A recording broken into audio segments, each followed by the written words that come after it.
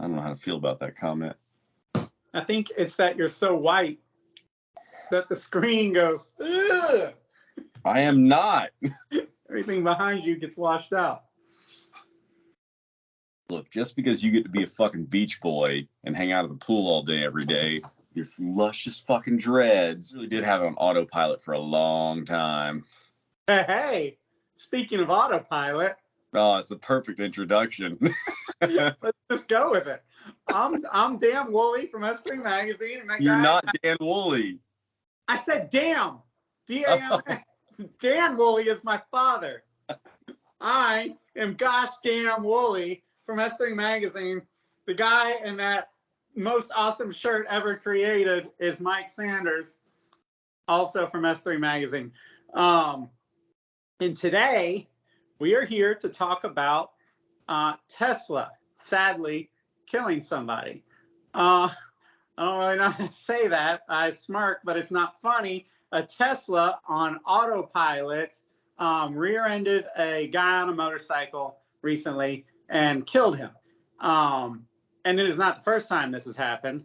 And I mean, humans get in accidents with other humans all of the time. You know, we all know that there's more shitty drivers out there than good drivers, and we all know that even the best of us and the most experienced drivers can still screw up. As I said in my article, that's called being human. Humans screw up. So we're getting, you know, onto this robot for screwing up, but see, that's the thing, it's not human. And I don't know exactly why, but that makes it different. That makes this different. The fact that, I mean, you look, if it's human error that kills somebody, or if it's electronics that kills somebody, somebody's still dead. So it doesn't change anything. But for some reason, this is scary and it's concerning and it's different because it was artificial intelligence. And I mean, whatever you want to call it.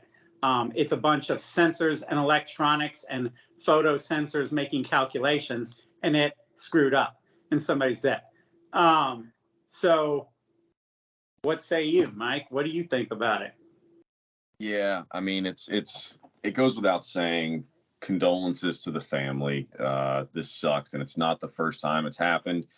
Show won't be the last. And it's sad to say, but I guess it's kind of the state of the world right now with what everyone's pushing for, with what they want in a vehicle. I would prefer us not go down this route, this rabbit hole that we're going with the whole autonomous vehicle. Like, you want to go EV, that's fine. That's fine. I'm down for that. You want to go EV, that's totally fine. But the idea now of autonomous vehicles, I mean, I get that some people need it, really elderly people, disabled people, people who literally just can't drive. It makes sense for them, but to just try to make it to where any Joe Schmo with $80,000 that wants to go blow it on a Tesla can now drive just an electronically guided missile that may or may not work correctly, and have it show for them about town is a little bit ridiculous. The technology is just flat out not there yet. Proof is in the pudding. People are dying from it. So yeah, it's a real problem. When I read the article, I was pretty sad about it. You kind of, when we talked about it earlier today, you kind of put a little bit of a different spin on it that made me kind of think. And that's really what I want to talk about here is how do we deal with this moving forward as drivers? Well, yeah, I mean, I can take that. Like, you know, you said some dick is throwing down 80 grand and now they don't have to pay attention anymore. And that's not right. You know what I mean? You can't buy your way out of not paying attention when you drive. You can't be like, oh, I got a little button here and I push this and I can drink as much as I want at the bar and just push that and go home. Or I can send my text, or I can respond to somebody online or whatever. Buy crap on Amazon. Like, no, driving is still a responsibility. It doesn't take that away. Also, you know, EV people want to say that it's all there. Oh yeah, well, we can do. No, you can't, because like you said, the proof in the pudding. People are dying. These things work in perfect situations. When you start to change what is perfect, it can go really wrong. A narrow motorcycle, glare, whatever, it starts to go wrong. I don't know, man. I think that you said it very well earlier. Like, we fancy ourselves as what's the word? As just defensive drivers, right? Like, we're always, anybody that's got some experience driving, you're always making calculations about not only the cars that are around you, but the people in them and the way they're behaving. And you put it a pretty good and artful way. That was like, you start to develop, you learn the body language of a car. That's what you said.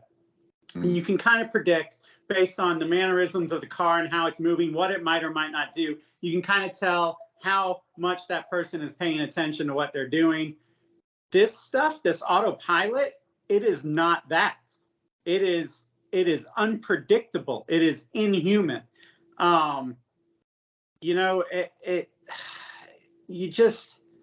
You can't predict what's going to happen. So therefore, if you're going to be a defensive driver, if you have kids that you're trying to teach how to drive, I think you honestly need to start teaching and practicing.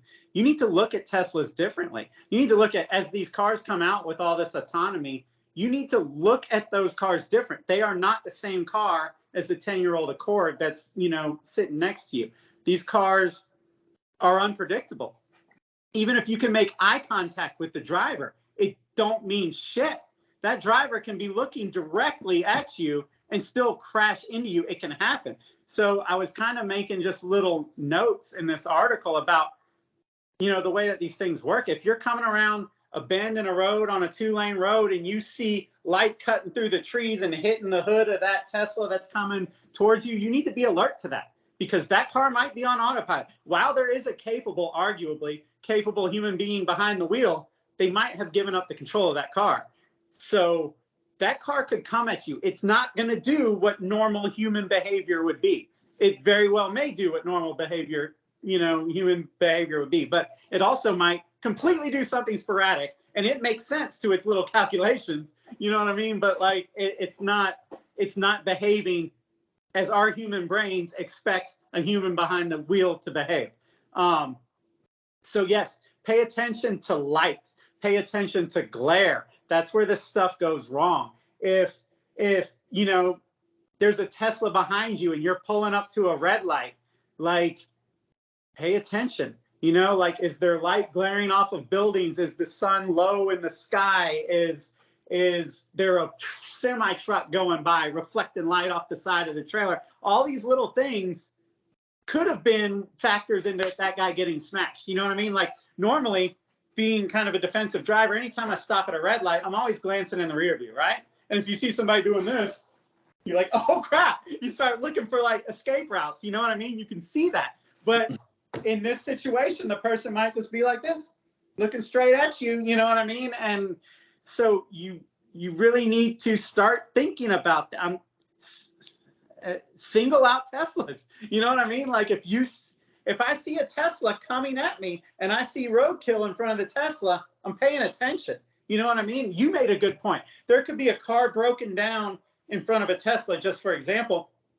The Tesla sees the car, but does not see the man in the shadow, trying to change the tire or whatever it is. Like, this stuff is unpredictable. So you cannot, it's very important, you cannot just think of a Tesla like every other car that you've spent your life thinking about. It's different. Yeah, here's a good example. So I grew up kind of in the sticks, the boonies, out in the country. And I remember when everybody was getting their driver's license and talking about driving experiences and stuff, we always had a lot of deer and stuff like that would cross the roads, especially late at night, whenever you're trying to get home from work or a party or football game or whatever. And it was funny because everybody kind of had their way of dealing with the situation. So a lot of people, especially the dudes with trucks and stuff, would be like, man, I can replace a truck. We're just going to go right through that deer. There's going to be, sorry, I didn't want it to happen, but the deer jumped out in front of me, and it is what it is. And then there were other people that were on the polar opposite of the spectrum that would say, oh, I would never kill the deer. I would put my car in the ditch, put my life in danger right off the bat. Okay, well, guess what? With a Tesla, it takes that decision out of your hands. Mm-hmm. That computer is going to make that decision for you. And see, the thing is, like, I don't really like the idea that our streets, which are already overpacked, overcrowded, traffic all over the place, and pretty dangerous place, to be honest. I don't like the fact that they've kind of become the proving ground for autopilot. And I think that if that's going to continue to be, we need to know the rules. I mean, every computer out there lives by a set of rules that basically makes up their algorithm.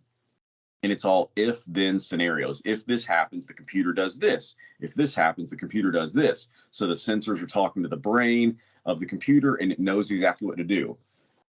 If we're going to be having to deal with autonomous Teslas out there, I think that we as drivers deserve to know the rules. I mean, I would like to know what I'm looking for. Like you said, it's not the same as looking at the body language of a vehicle that's being driven by a distracted driver. I know what that looks like, and I know how the hell to get away from it. I don't know how to do that with a Tesla, because a Tesla could be driving perfectly smoothly. Everything looks good, and the sensor is just malfunctioning. A wire is loose, or it's got glare, or the sensor itself, the photo eye that actually sees everything, is just a little bit too dirty, or the car loses internet connectivity for a minute, whatever. For that split second, it doesn't see what it's supposed to, and then boom, you get plowed in the ass by a Model S.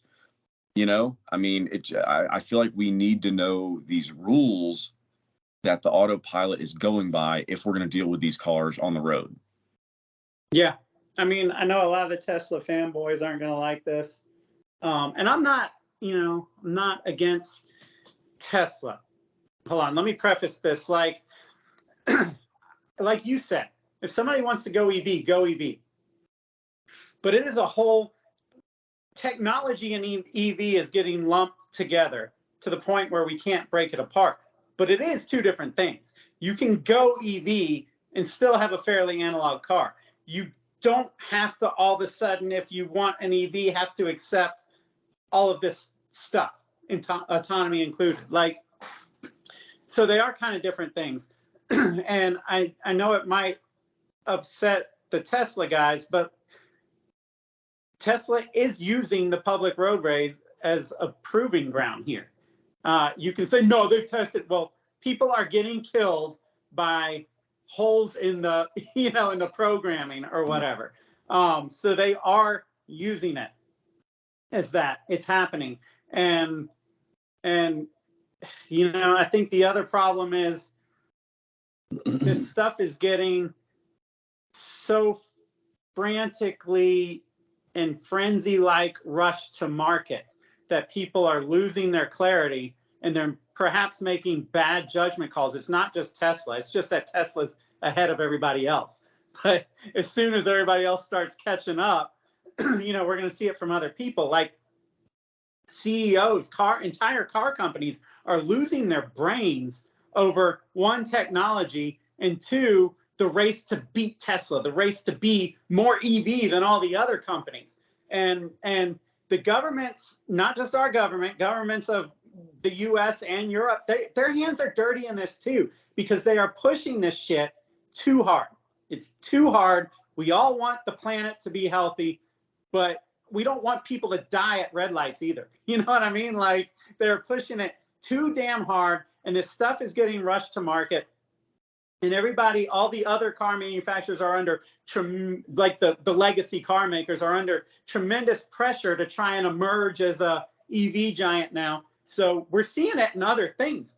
Porsche had a big recall. It's losing power on Taycans. The Mach-E had a big recall. It's losing power on Mach-E's. What else was there? Oh, the Brembo brake thing just came out. All electric brakes. We're not going to use hydraulic fluid anymore. Okay, fine, but where are you testing this stuff? And how long have you been testing it? You know what I mean? All of these things are emerging to try and gain attention and traction in this new EV world, because it's being pushed so hard not only by our governments, but also by activists. A lot of times the activists aren't car people. They don't have an understanding of cars the way that we do. They just want green, you know? And so, yeah, we all do. But like, what are we putting, you know, like, what's the give and take for that, guys? Like, we cannot, it is irresponsible to lose your minds to try and make this stuff happen. And they're not being good CEOs. You know, they're not. It's just, you don't do this. You have to be wiser than to push this stuff to market, or it's going to be bad. Like, it really is bad. And going back to what we were originally talking about, a car being autonomous and able to drive itself has nothing to do with it being green. Not a damn thing. Mm-hmm. Totally different.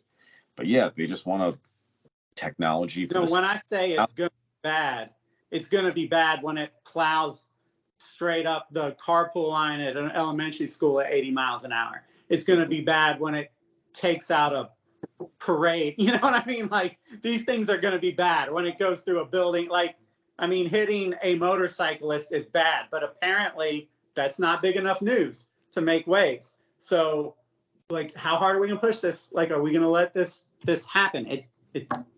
Again, you can go EV and still freaking pay attention to what you're doing when you drive. You don't have to be a total fucking technology idiot. You know, that just it's so doing this that they can't operate the vehicle that they're in. That's asinine. You should not be. How hard is this? How hard is this? For some people, remarkably hard. Yeah, and they should not be. Drive around. It is apparently impossible for a lot of people. But yeah, man, I don't know. It's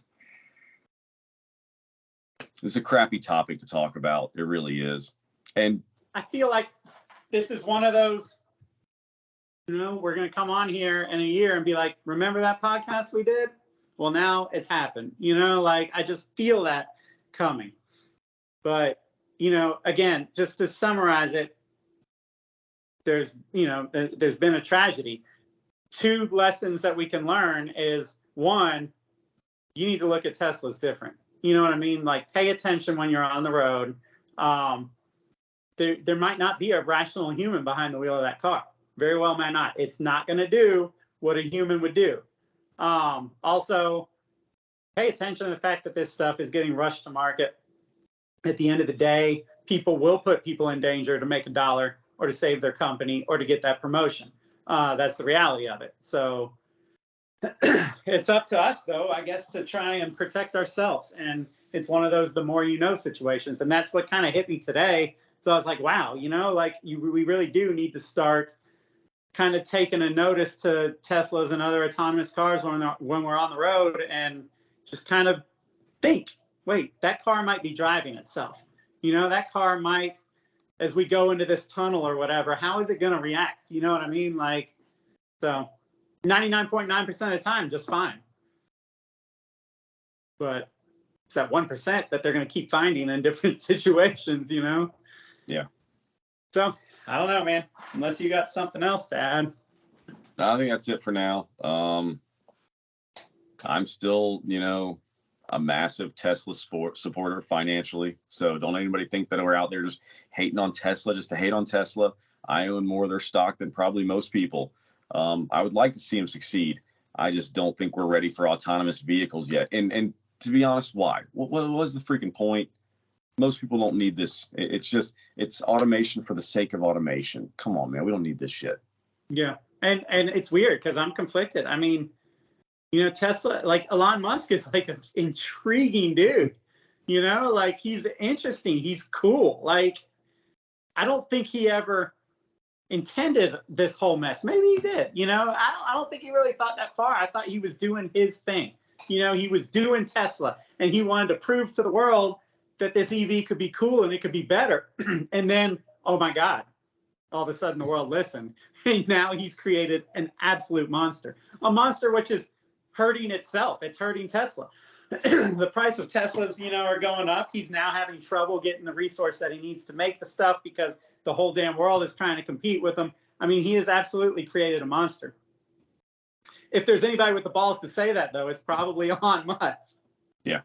You know, so I don't know. It's an interesting thing. I've said it a bunch. Like, a Tesla is a marvel. Like, a Tesla is a cool car. Teslas are a disease. So with that, I guess that's all I got.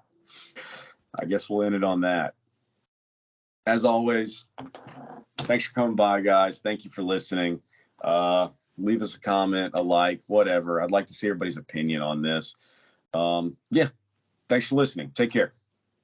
See you.